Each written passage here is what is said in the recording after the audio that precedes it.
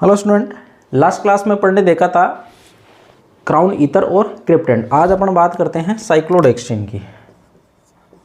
साइक्लोडेक्स्ट्रिन तो जनरली जो साइक्लोडेक्स्ट्रिन होते हैं ये कार्बोहाइड्रेट के कंपाउंड होते हैं और ओलिगोसेकेराइड होते हैं। ओलिगोसेकेराइड का मतलब होता है इनमें 2 से लेके 12 या 10 तक यूनिट जुड़ी हुई रहती है। आई बात समझ में? मैं लिख देता हूं, it is a oligosaccharide of carbohydrates. और ओलिगोसेकेराइड में कितनी 2 से लेके अपन बोल सकते हैं 12 तक यूनिट आपस में किसकी जुड़ी रहती है? मोनोसेकेराइड की। मोनोसेकेराइड की यूनिट आपस में जुड़ी हुई रहती है।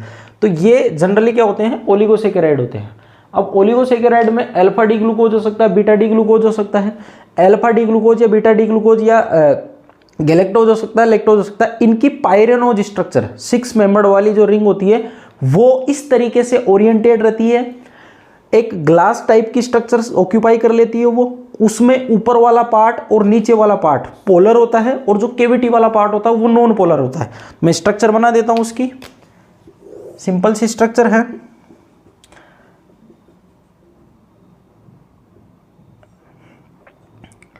नीचे वाला पार्ट में यहां पे इस तरीके से डिनोट कर रहा हूं। देखो इधर CH2OH, यहां पे OH OH, इधर ये अदर मॉलिक्यूल जुड़ा हुआ है और फिर ये ऐसे घूम रहा है और पीछे जाके फिर ये ऐसे मॉलिक्यूल से जुड़ा हुआ है। ऐसे ही मैं यहाँ पे बना देता हूँ। ये भी पीछे ऐसे घूम रहा है और ये OH ऐसे बने हुए हैं। तो यहाँ पे आप देख सकते हो एक 2 डिग्री वाला OH ऊपर की साइड जा रहा है और जो 1 डिग्री वाला OH है वो नीचे की साइड आ रहा है। तो नीचे भी आपको पोलर वाले ग्रुप दिखाई दे रहे हैं, ऊपर वाली रिम पे भी पोलर ग्रुप दिखाई दे रहे हैं। और बीच वाला जो पार्ट है, वो बीच वाला जो पार्ट बचता है वो आपको नॉन पोलर दिखाई देता है। अगर मैं इसकी स्ट्रक्चर ऐसा ड्रॉ करूं इसको, तो आपको कुछ इस तरीके से दिखाई देगा।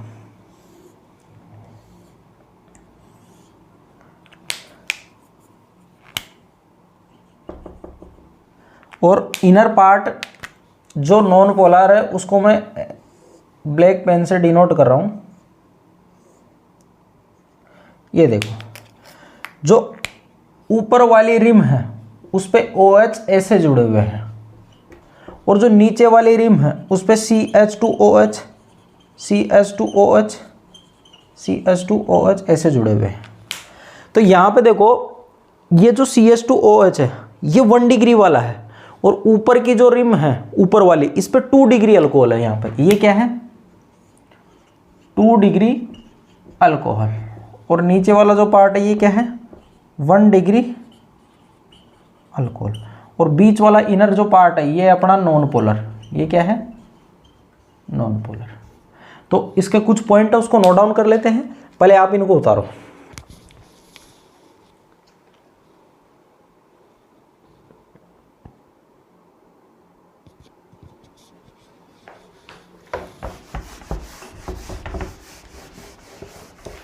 अब बात करते हैं इनके कुछ पॉइंट की, फिर इनकी सुप्रामोलिकुलर कैटालाइसिस रिएक्शन पढ़ेंगे अपन। तो देखिए, alpha cyclodextrin 1 rim of the cavity has secondary alcohol and other rim या lower rim has 2 degree 1 degree, नीचे वाली क्या रहती है 1 डिग्री अल्कोहल। साइक्लोडेक्सिन में 1 रिम ऑफ द केविटी, यानी केविटी के जो ऊपर की जो साइड रहेगी वो 2 डिग्री वाले अल्कोहल से रहेगी और नीचे वाली जो साइड रहेगी वो 1 डिग्री अल्कोहल से रहेगी। अब बीच वाला पार्ट क्या रहेगा, नॉन पोलर रहेगा। And inner part of cavity is non polar. Non polar क्यों रहता है वो, because made by carbon hydrogen. वो जो इनर वाला जो पार्ट रहेगा वो मोस्ट ऑफ किसको कंटेन करेगा, वो कार्बन हाइड्रोजन वाले पार्ट को कंटेन करेगा। अब कार्बन हाइड्रोजन वाले पार्ट तो आपको पता है इनमें इलेक्ट्रोनेगेटिविटी का डिफरेंस बहुत कम होता है, जिसकी वजह से नॉन पोलर होता है। आई बात समझ में। तो इनर पार्ट नॉन पोलर रहता है और बाहर वाला पार्ट क्या रहता है, अपना पोलर रहता है। अपर वाले पे 2 डिग्री अल्कोहल, नीचे वाले पे 1 डिग्री अल्कोहल। इसको नोट डाउन करिए। फिर बात करते हैं सुप्रामोलिक्यूलर कैटालाइसिस रिएक्शन की। अब बात करते हैं सुप्रामोलिक्यूलर कैटालाइसिस रिएक्शन की।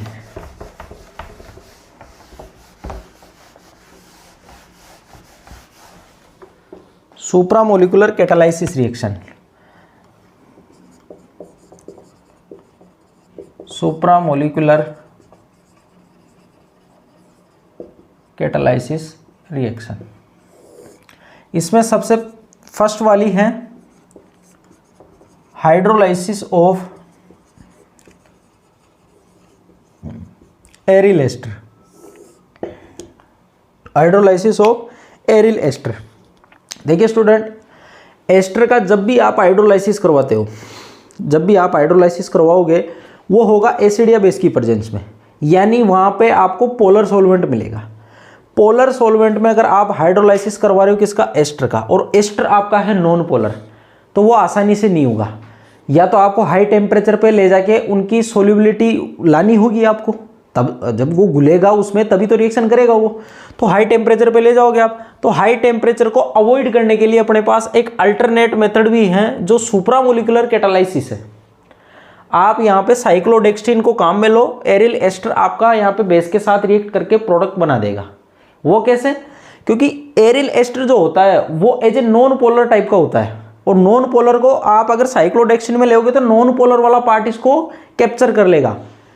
और कैप्चर किससे करेगा, नॉन कोवेलेंट इंटरेक्शन से।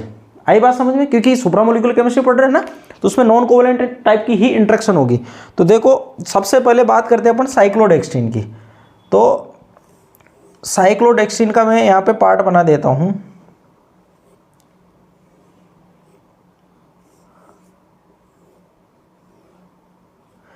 ये इधर OH जोड़ दिया मैंने ऊपर और इधर नीचे CH2, एक ही जोड़ा है मैंने, ठीक है, आप समझ जाओगे। और इनर वाला जो पार्ट है ये इसका नॉन पोलर पार्ट, ये क्या है, नॉन पोलर पार्ट। अब इसकी रिएक्शन, ये मैंने यहाँ पे एरिल एस्टर ले लिया है और बेस की प्रेजेंस में, ये होता है नॉन पोलर एरिल एस्टर। ये पोलर टाइप की स्पीसीज है, बेस है, इसको अगर H दिखेगा तो सबसे पहले ये उस H को कैप्चर कर लेगा वहां से, और ये वाला जो पार्ट है ये इस नॉन पोलर वाले पार्ट में जाके फंस जाता है। तो ये कुछ इस तरीके से फंसता है। देखो इधर मैं यहां ऊपर बना देता हूं थोड़ा,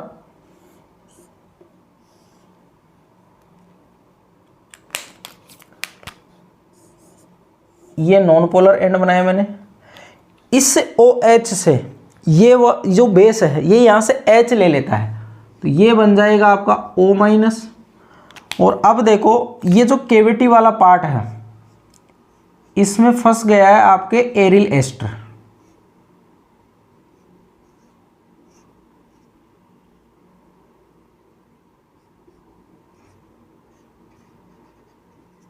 ऐसे ये, अब ये जो एरिल एस्टर है इस नॉन पोलर वाले पार्ट के साथ कौन सी इंटरेक्शन करेगा, ये करेगा नॉन कोवेलेंट टाइप की इंटरेक्शन। देखो यहां पे इन दोनों के मिड में कौन सी इंटरेक्शन होगी, नॉन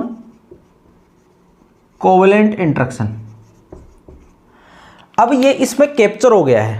अब यहाँ पे ये जो O माइनस है ये अटैक करेगा, ये बॉन्ड खुल जाएगा।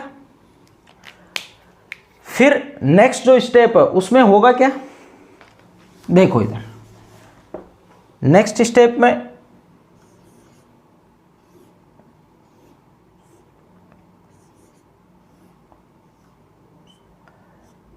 ये मैंने यहां पे एरिल एस्टर बनाया है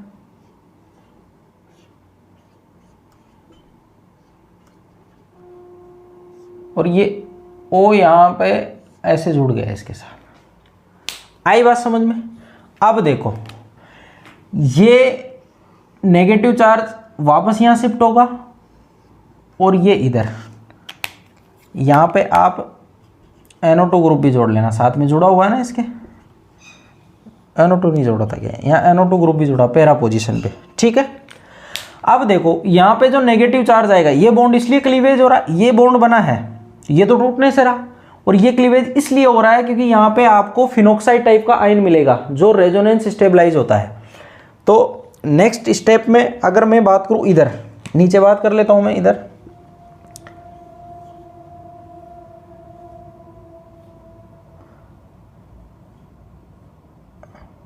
देखो इधर ये NO2 ये O माइनस। अब आपका जो एस्टर वाला जो पार्ट आप हाइड्रोलाइसिस में ले जा रहे थे वो इस तरीके से हो गया, ये कुछ इस तरीके से बन गया। अब ये जो बेस है, मैंने बोला था पोलर होता है, और ये पोलर ऊपर वाला जो पूरा एंड है पोलर होता है। अब बेस आसानी से इसके साथ रिएक्ट कर लेगा, तो ये O माइनस क्या करता है, यहाँ पे अटैक करता है और यहाँ से मतलब इस बॉन्ड को ये क्या करवा देता है, क्लीवेज करवा देता है। मैं डायरेक्ट लिख रहा हूँ, ये बॉन्ड यहाँ पे अटैक करेगा, ये इधर जाएगा, वापस इलेक्ट्रॉन इधर आएंगे और ये जो अपना साइक्लोडेक्स्ट्रीन था वो अलग हो जाएगा और उसमें मिड में फंसा हुआ अपना ये बेंजीन वाला पार्ट O माइनस NO2, इधर ये O माइनस CS2OH और अपना यहाँ से हाइड्रोलाइज जो प्रोडक्ट मिला अपन को HOC double bond O CS3 acetic acid, अपन को यहाँ से हाइड्रोलाइज प्रोडक्ट इस फॉर्म में मिल गया है। आई बात समझ में। तो ये सुप्रामोलिकुलर कैटालाइसिस वाली रिएक्शन थी, वो कैसे हुई मैंने आपको पूरी मैकेनिज्म से समझा दी है और आपको आई होप समझ में भी आ गई होगी। कुछ नहीं है, बस पोलर पोलर नॉन पोलर का स्केल है सारा का सारा। ये वाला नॉन पोलर होता है, ये नॉन पोलर वाली कैविटी में जाके फिट हो जाता है। ये OH पोलर होता है, ये वाला एंड पोलर होता है, यहाँ से H लेगा ये, क्योंकि ये बेस है ना, यहाँ से एसिडिक प्रोटॉन निकालेगा, फिर ये फर्दर उस पर अटैक करेगा। अटैक करने के बाद आपको नॉर्मल मैकेनिज्म फॉलो करनी है और आपको फाइनल प्रोडक्ट मिल जाएगा। तो ये थी एक हाइड्रोलाइसिस ऑफ एरिल एस्टर। आई बात समझ में। फिर बात करते हैं अपन नेक्स्ट, आप इसको नोट डाउन करिए।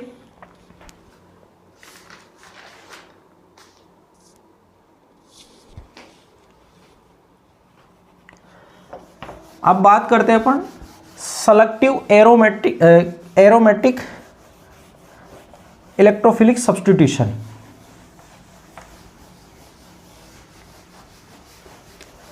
सेलेक्टिव एरोमेटिक इलेक्ट्रोफिलिक सब्स्टिट्यूशन की बात करते हैं।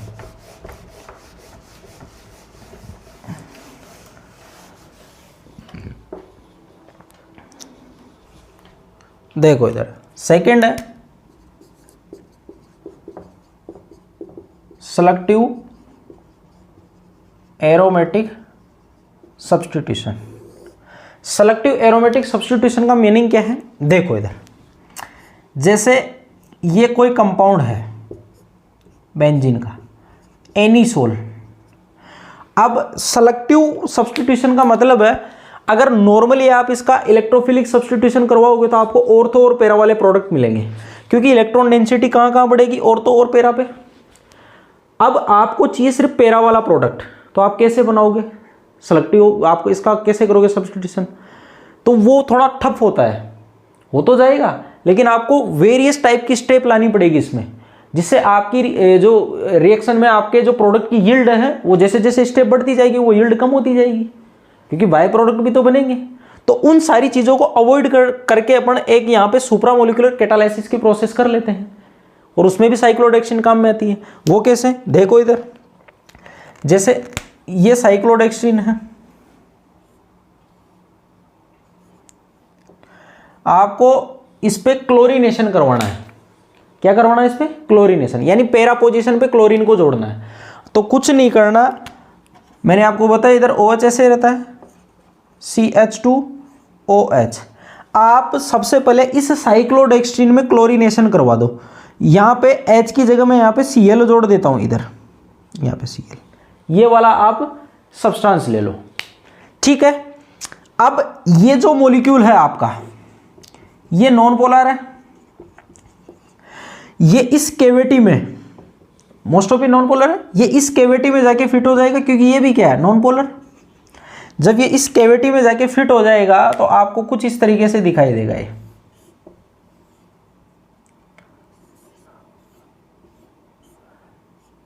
ये कुछ इस तरीके से दिखाई देगा आपको, OCH3, इसको एनिसोल बोलते हैं, ठीक है।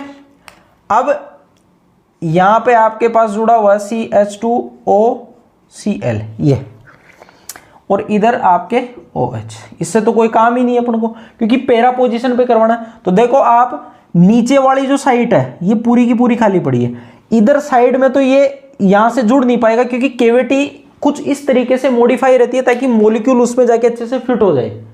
अब वो साइड में यहाँ पे ऑर्थो पोजीशन पे नहीं जा पाएगा, यहाँ पे अटैक नहीं करेगा, वो वहां पे अटैक करेगा जिसको उसको इजी पड़ेगा, यानी वहां पे स्टेरिक क्राउड कम रहेगी, वहां से अटैक कर देगा। तो ये Cl, जो ये Cl वाला पार्ट है, ये यहाँ पे जाके जुड़ जाएगा, ये बेंजीन रिंग इस पे अटैक कर देगी, इलेक्ट्रॉन डेंसिटी S है, और आपको यहाँ पे कुछ इस तरीके से दिखाई देगा।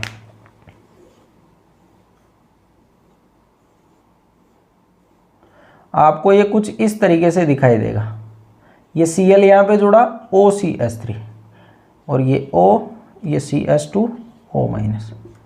तो आप देख सकते हो पैरा पोजीशन पे आपने सेलेक्टिव सब्स्टिट्यूशन कर दिया है, ओनली आपको पैरा प्रोडक्ट मिल रहा है। तो ये साइक्लोडेक्स्ट्रीन की कैटालाइसिस वाली रिएक्शन है। आई बात समझ में? इसको नोट डाउन करिए, फिर बात करते हैं नेक्स्ट प्रॉपर्टी की।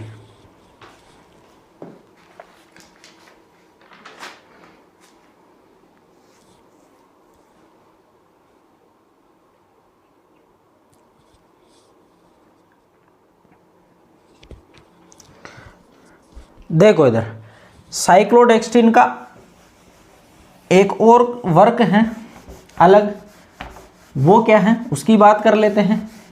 ये ड्रग कैरियर की तरह भी यूज में आते हैं। कई ड्रग्स ऐसी होती हैं जो अपने टारगेट तक नहीं पहुंच पाती है, उनको हेल्प रहती है कुछ कैरियर की या वाहक की, जो वाहक के रूप में काम में आते हैं cyclodextrin. Cyclodextrin is a drug carrier. Third point की मैं बात करूं तो cyclodextrin is a drug carrier. ये ड्रग को एक जगह से दूसरी जगह तक ले जाते हैं। किसी सेल में कई बार ऐसा होता है कि सेल में आपने पढ़ा होगा, सेल के अंदर कुछ पार्ट लिपिड्स का होता है, कुछ पार्ट उसमें पोलर होता है, आई बात समझो, कुछ नॉन पोलर होता है। तो कई बार ऐसा होता है कि ड्रग अपने टारगेट अचीवमेंट तक, वो जहाँ पे उसको जाना है वहाँ तक वो नहीं पहुँच पाती है, उसको अचीवमेंट नहीं मिल पाता है। तो वहाँ पे पहुँचाने के लिए कुछ साइक्लोडेक्स्ट्रीन टाइप के या कुछ अदर सुप्रामोलिकुलर कंपाउंड की हेल्प ली जाती है। ये क्या करते हैं, इनकी लार्जर साइज होती है, इनके पास कैविटीज होती है, तो जो पार्ट ड्रग का अपने टारगेट तक नहीं पहुंच पा रहा था उस पार्ट को ये कैप्चर कर लेती है और खुद उस ड्रग के साथ वहां पे जाके उसको बाइंड करवा देती है। इसलिए ड्रग कैरियर की तरह काम में आते हैं। तो ये क्या करते हैं, ये ड्रग की बायो अवेलेबिलिटी को बढ़ा देते हैं। It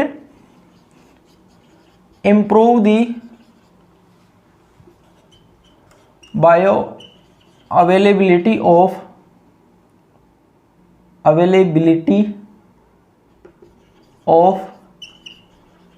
drugs. ये क्या करते हैं, ड्रग्स की बायो अवेलेबिलिटी को इंप्रूव कर देते हैं ताकि अपने टारगेट तक वो आसानी से पहुंच पाए। उसके बाद नेक्स्ट वर्क है इनका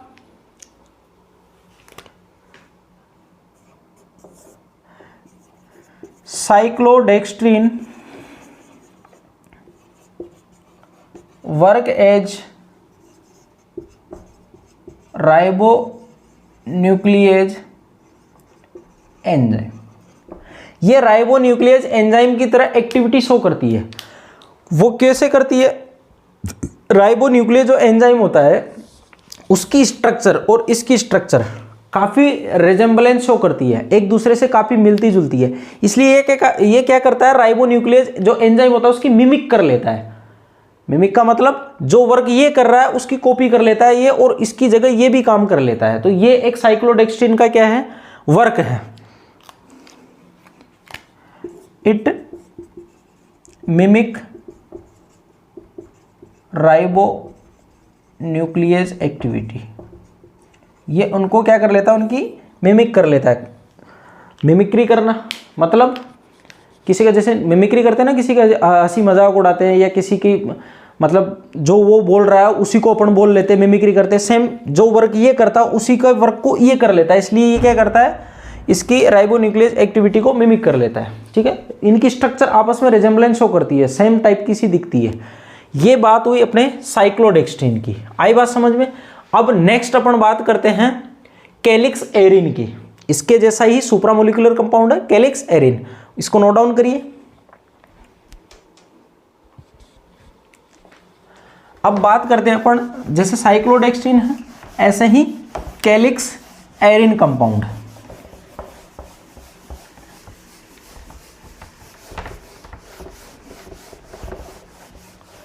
नेक्स्ट कंपाउंड है calyx Erin.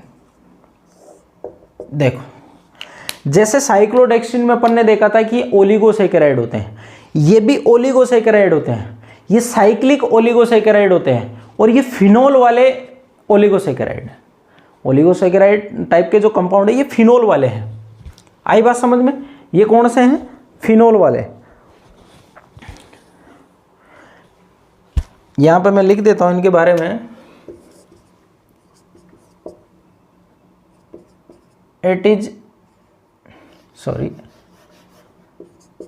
It made by cyclo oligomerization. It is made by cyclo oligomerization of phenol. ये किससे मिलते हैं आपको? फिनोल से मिलते हैं। तो पहला क्वेश्चन तो यही है कि कैलिक्स एरिन जो आपको मिलेंगे उसका बेसिक कंपोनेंट या बेसिक जो उसकी यूनिट है वो क्या होगी? फिनोल होगी। आई बात समझ में? फिनोल के साइक्लो ओलिगोमराइजेशन से मिलते हैं। ओलिगो का मतलब होता है इनमें 2 से लेके 10 तक यूनिट रहेगी। वहां ओलिगोसैकेराइड पढ़ रहे थे, सैकेराइड का मतलब कार्बोहाइड्रेट से रिलेटेड। यहाँ ओलिगो वर्ड यहाँ पे 2 से लेके 10 या 12 तक यूनिट है। ये वर्ड यहाँ पे फिनोल के लिए है। ओलिगोमराइजेशन अपन फिनोल का कर रहे हैं। ठीक है, फिनोल की यहाँ पे 2 से लेके 12 तक यूनिट आपस में एक दूसरे से बाइंड होके जो मॉलिक्यूल बनाएगी उसको बोलेंगे अपन कैलिक्स एरिन। उसको क्या बोलेंगे? Calixarene. तो मैं इसकी स्ट्रक्चर बना देता हूं। स्ट्रक्चर से पहले अपन इसके नोमेनक्लेचर की बात कर लेते हैं। सिंपल सा नोमेनक्लेचर है इनका। नोमेनक्लेचर में कुछ भी नहीं है, आपको यहां पे लिखना है सबसे पहले कैलिक्स, फिर यहां एन, और यहां लिखना है एरिन। और यहां पे जो एन है ये किसको डिनोट कर रहा है? ये डिनोट कर रहा है नंबर ऑफ फिनोल रिंग। जितनी फिनोल रिंग होगी उनकी संख्या n होगी। और यहां पे अगर कोई सब्स्टिट्यूएंट अगर फिनोल पे जुड़ा हो तो उसको आगे लिख देंगे अपन। बाकी जनरल ये होगा आपका नोमेनक्लेचर में। ठीक है, अब मैं बात करता हूं इसकी स्ट्रक्चर से रिलेटेड। इसकी जो स्ट्रक्चर है वो भी बिल्कुल सिंपल सी है।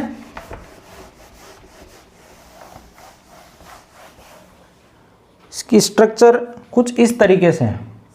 देखो, ये एक बेंजीन रिंग यहां पे बनाई है मैंने,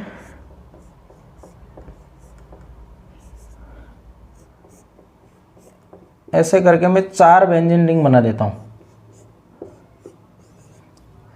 और इनको जोड़ रखा है इंटरलिंक OH OH, और यहां से जुड़ा हुआ है ये CH2,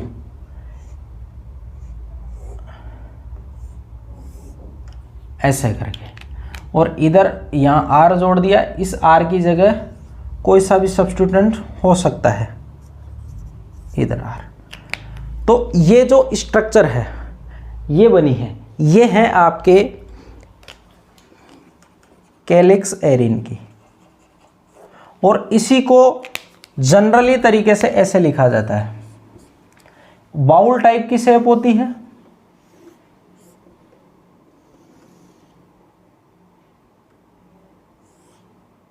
ऐसे ऐसे बाउल टाइप की शेप होती है, जिसमें OH और R ग्रुप आपको देखो यहां पे दिखाई देंगे। ये OH वाले एक केविटी में जा रहे हैं और R वाले ये बाहर की तरफ जा रहे हैं। तो बाहर की तरफ इनको ऐसे,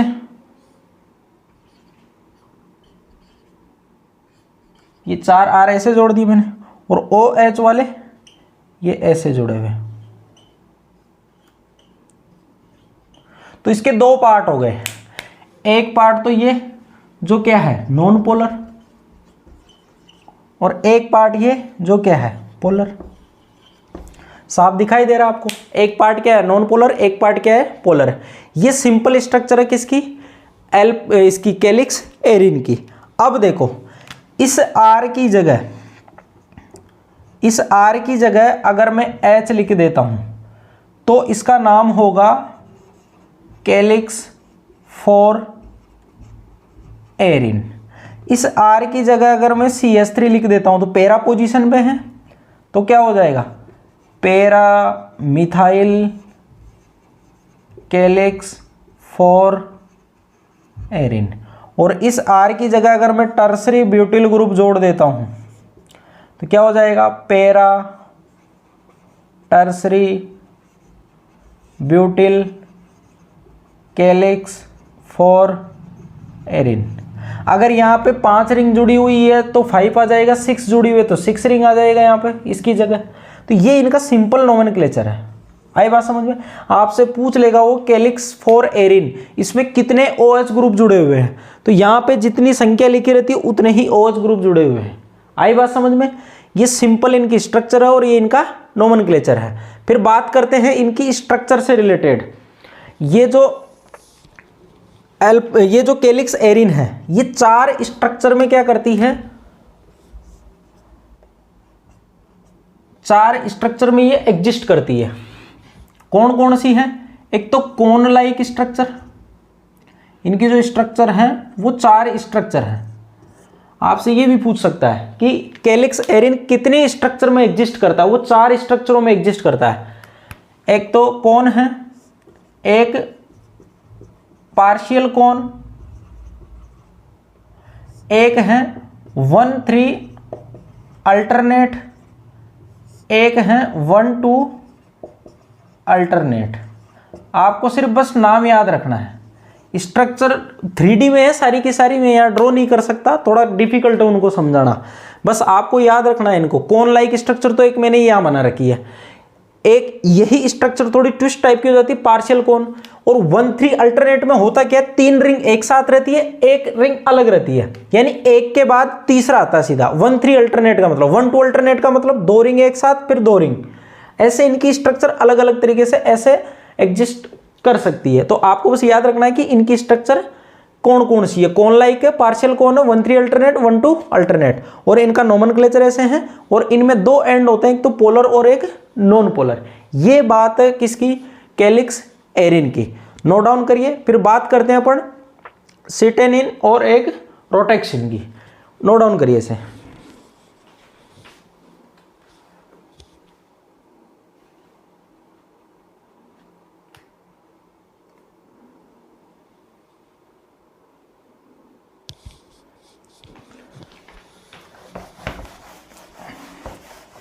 सेटेनिन या केटेनिन जो भी आप बोलना चाहो, और एक है रोटेक्सिन।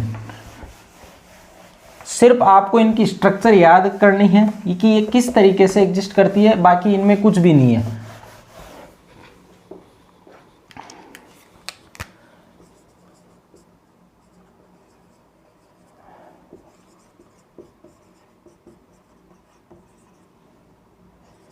देखो जो ये कैटेनिन्स और एक है रोटॉक्सिन्स, ठीक है। कैटेनिन्स जो स्ट्रक्चर हैं या सेटेनिन्स, आप जो भी बोलना चाहो, ये जो स्ट्रक्चर है ये है आपकी रिंग टाइप की। कौन सी है? रिंग। और ये होती है व्हील लाइक स्ट्रक्चर। ये जो इनकी स्ट्रक्चर है रिंग और व्हील लाइक, वो इस तरीके से एग्जिस्ट करती है। देखो